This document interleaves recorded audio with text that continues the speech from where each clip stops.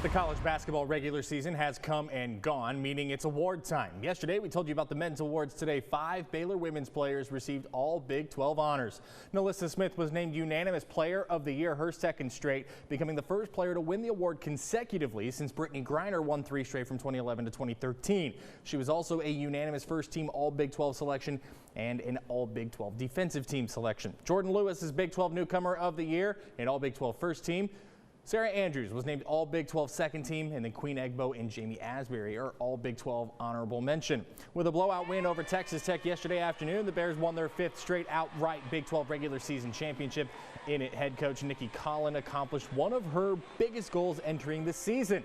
With the win, you can see a surge in confidence as the Bears turn their attention toward the postseason with the Big 12 tournament this week.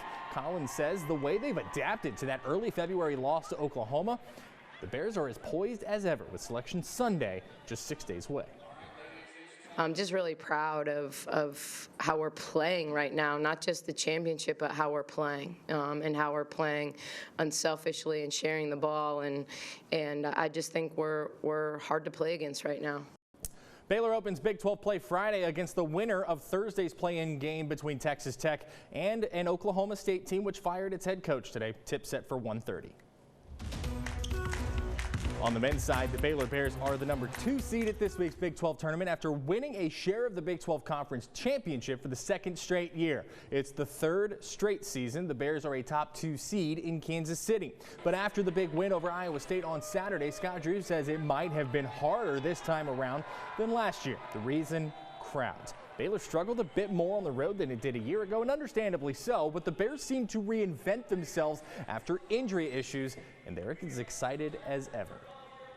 Mamadou, Tweedy, Kevin, and the guys that came back were so excited. They were as excited as their players were, and then obviously the fans. So anyway, it's special to do it with fans. It makes it so much more challenging during the year to win when you're overcoming packed arenas, but it's so much more rewarding also because it's so hard to do. No play-in opponent for the 2 seed because OSU's ineligible for the postseason. Bears tip off Thursday against OU at 6 p.m. in Kansas City. Baylor guard James Akinjo has been named an All-American. Sporting News named Akinjo a 3rd-team All-American today. He's the 7th Baylor player to be named an All-American by Sporting News. Akinjo was also named the final Big 12 Conference Men's Basketball Player of the Week after he averaged 19.5 points, 6.5 assists, 6 rebounds, and 2 steals per game in the final games of the regular season at Texas and against Iowa State.